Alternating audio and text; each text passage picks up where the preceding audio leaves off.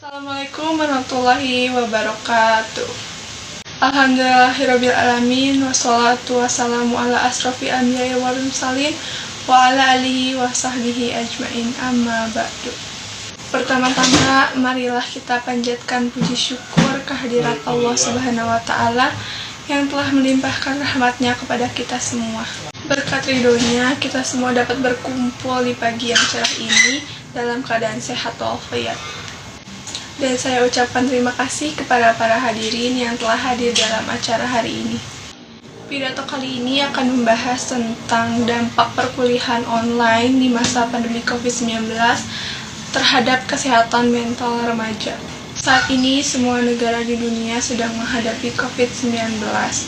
Semua aktivitas dibatasi untuk mencegah penyebaran COVID-19, termasuk aktivitas pendidikan. Di Indonesia, semua aktivitas pendidikan mulai dari tingkat dasar, menengah, hingga tingkat perguruan tinggi dilaksanakan secara daring, tanpa tatap muka antara pengajar dan peserta didik. Pembelajaran daring serta-merta menyadarkan kita akan potensi yang sangat luar biasa internet yang belum dimanfaatkan sepenuhnya di dalam berbagai bidang, termasuk bidang pendidikan. Tanpa batas waktu, pendidikan bisa dilakukan kapanpun dan dimanapun. Terlebih lagi, belum ada kepastian di era ini kapan pandemi akan berakhir.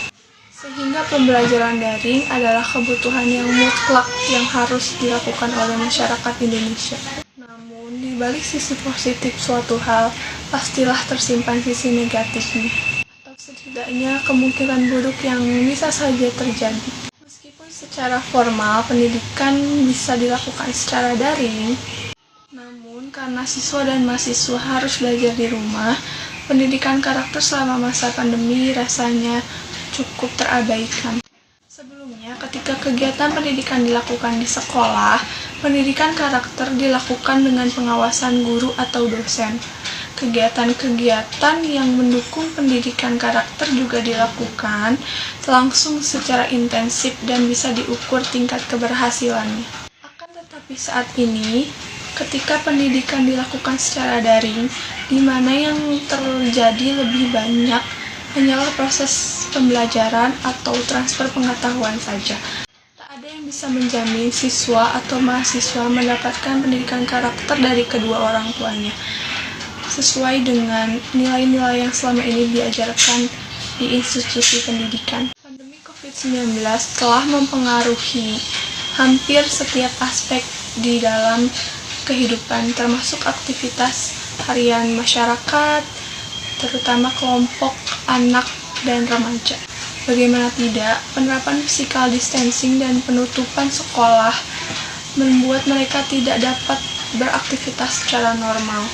Jika normalnya mereka lebih banyak menghabiskan waktu bersama teman di sekolah, kini terpaksa berada di rumah dalam waktu yang tidak ditentukan. Awalnya mungkin beberapa remaja merasa hal ini adalah kesempatan mereka untuk berlibur.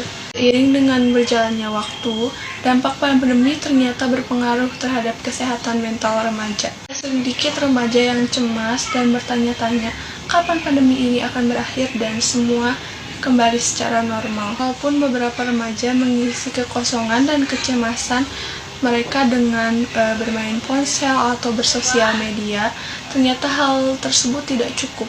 Rasa sedih dan kecewa yang dialami oleh para remaja selama pandemi ini adalah hal yang wajar dan normal. Media sosial dan permainan ponsel di handphone mereka tidak dapat menggantikan interaksi sosial di sekolah, dari mengobrol, menertawakan sesuatu yang lucu saat pembelajaran, hingga mendengar semua percakapan yang terjadi di sekitar mereka. Sementara itu, dampak pandemi terhadap kesehatan beberapa remaja yang termasuk kategori kurang mampu dan berada dalam etnis minoritas ternyata cukup besar. Mereka mungkin kekurangan sumber daya saat pembelajaran di rumah seperti akses internet.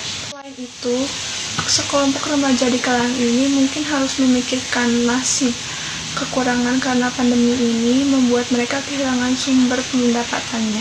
Maka dari itu, orang tua dan masyarakat sekitar perlu memberi perhatian khusus terhadap kasus ini. pandemi memang cukup berpengaruh terhadap kesehatan remaja hingga membuat mereka stres. Sedikit dari mereka yang mungkin berulah karena bosan dan ingin mencari perhatian. Walaupun demikian, ada beberapa gejala terkait kesehatan mental pada saat pandemi yang perlu diwaspadai. Di antaranya, kesehatan fisik seperti sakit perut, pusing, atau gejala fisik lainnya. Mengisolasi diri dari orang tua, teman sebaya, atau pengubahan kelompok pertemanan. Belajar yang turun drastis sehingga menyebabkan prestasi akademik ikut pula menurun. Beberapa perilaku di atas mungkin sesekali pernah Anda lihat pada remaja. Namun seharusnya orang tua lebih peduli ketika melihat anaknya memiliki perubahan yang drastis dan sekaligus. Masalah kesehatan mental pada saat masa pandemi pada remaja bisa dihindari dengan mereka dapat menjalani karantina di rumah dengan sehat. Kesimpulan yang bisa kita tarik dari tema kali ini adalah pentingnya menjaga kesehatan mental remaja dengan peran orang tua yang memberikan pendidikan karakter yang baik. Demikian yang bisa saya sampaikan, kurang lebihnya mohon maaf jika ada salah kata. Atas perhatiannya saya ucapkan terima kasih yang sebesar-besarnya. Akhir kata, wassalamualaikum warahmatullahi wabarakatuh.